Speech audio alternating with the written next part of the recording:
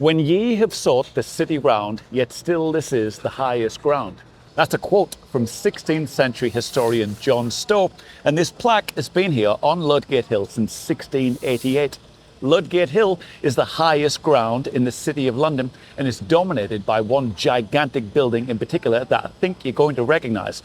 It's also my favourite building in London, so let's go and check it out.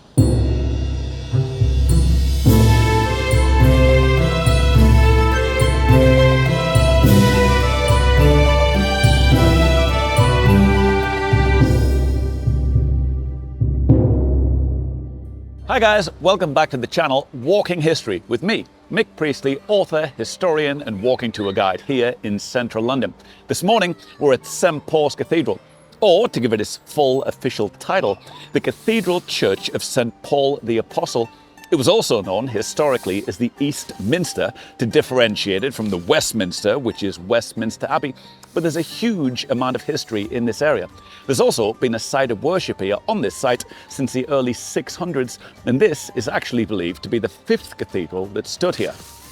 It's believed that the first one might actually have been built back in 604 by King Ethelbert I, who was the King of Kent from about the year 589, and when that one burned down in the Great Fire of 675, it was replaced by a second cathedral.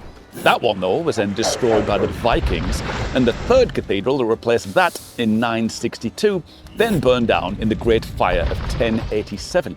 The fourth cathedral that replaced that, though, is now often known as Old St Paul's Cathedral, and it took a surprising amount of time to build it.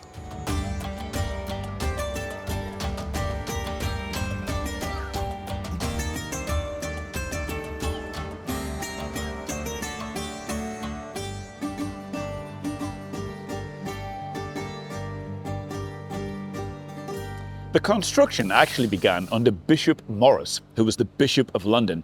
But when he died in 1107, the project was taken over by King Henry I and his chief agent, Richard de Beaumais. When King Henry then died in 1135, it was passed on to Henry of Winchester, who we mentioned in our Winchester Palace video, but he didn't actually live to see it finished either. It wasn't declared complete until 1314, more than 200 years after construction began, but by then it was a huge cathedral, one of the largest buildings in medieval England, and it had one of the tallest church spires in Europe. Legendary British architect Sir Christopher Wren said that it was 460 feet tall, which makes it 95 feet taller than the cathedral that we see today, and a number of interesting historical events took place here. Catherine of Aragon married Arthur, Prince of Wales here in 1501, before then later marrying his brother Henry VIII in 1509, and Kings Richard II, Henry VI and Henry VII all lay in state here before the funerals took place at Westminster Abbey. Back in those days, it was said that the walls of the building were lined with the tombs of various bishops and high society figures, and it was renowned for the beauty of its interior, but it wasn't long before a series of unfortunate events then began happening again. In 1549, much of the interior was destroyed by a rampaging, angry mob during what was known as the English Reformation, and then in 1561, yet another fire then destroyed the spire, which caused it to collapse and fall through the wooden roof. In the 1640s, the building was then heavily damaged even further by parliamentarian forces during the English Civil War, and so, with all of that having taken place, the building had fallen into disrepair. By 1666, Sir Christopher Wren was actually at work with a team here on a restoration project to try and save it, but when the Great Fire of London then finished it off that September, he was instead tasked with building the enormous masterpiece that we see today. The construction began in 1675, 9 years after the Great Fire. It wasn't actually consecrated for use, though, until 1697, 31 years after the fire. Even then, it wasn't actually declared complete until 1710, and even then, the construction actually continued into the 1720s and then way on beyond that.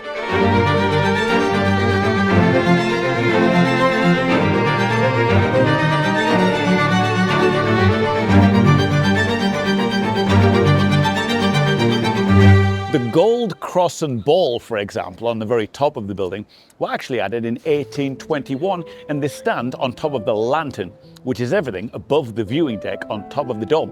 The lantern, if you can believe this, weighs 840 tons, which seems remarkable until you realise that the dome it's standing on is a triple-layered lead-lined dome that weighs 67,500 tons, which makes it almost the weight of all the concrete in Tower Bridge that we talked about in our bridges video.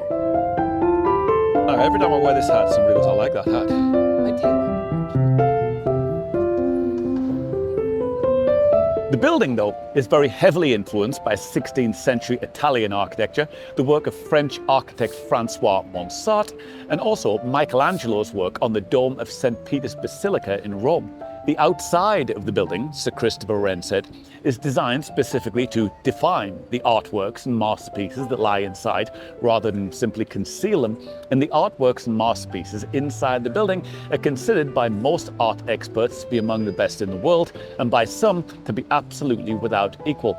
There are, though, of course, a number of interesting historical events that have taken place here in only relatively recent London history.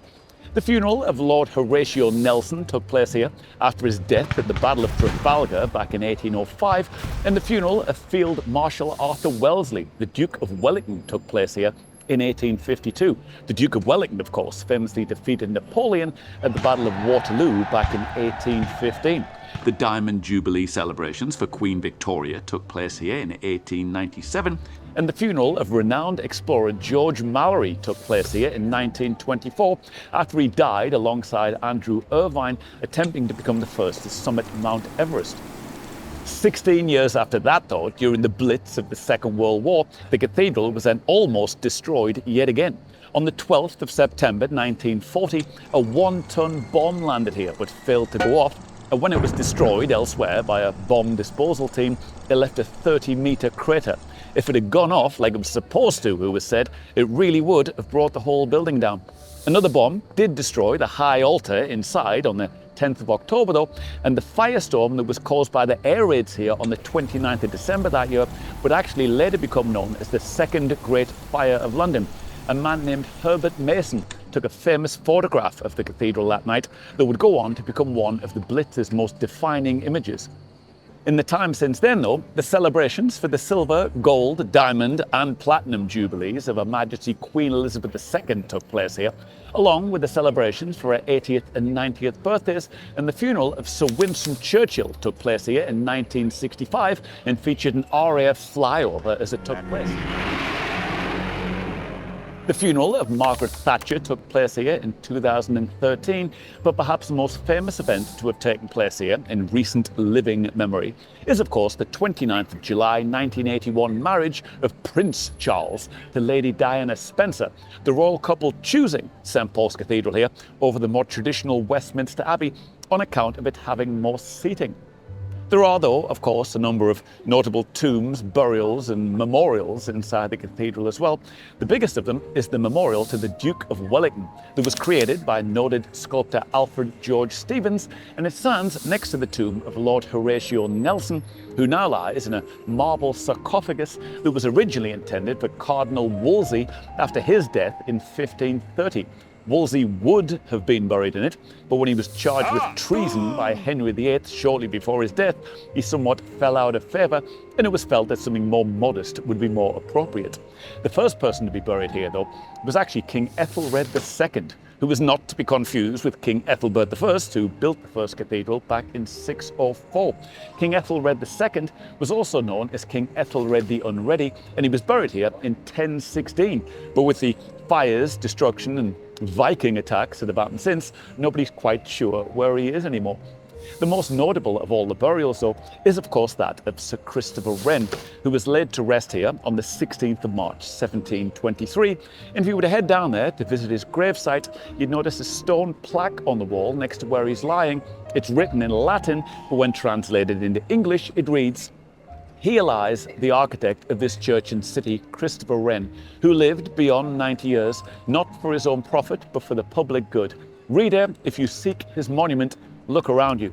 The entire cathedral is now considered to be the monument to Sir Christopher Wren, although there are actually some 40 other buildings and structures in this immediate area that were in fact designed and or built by him too. Next time you come to visit London, you absolutely want to make sure that you come down here yourself and pay a visit to St Paul's Cathedral.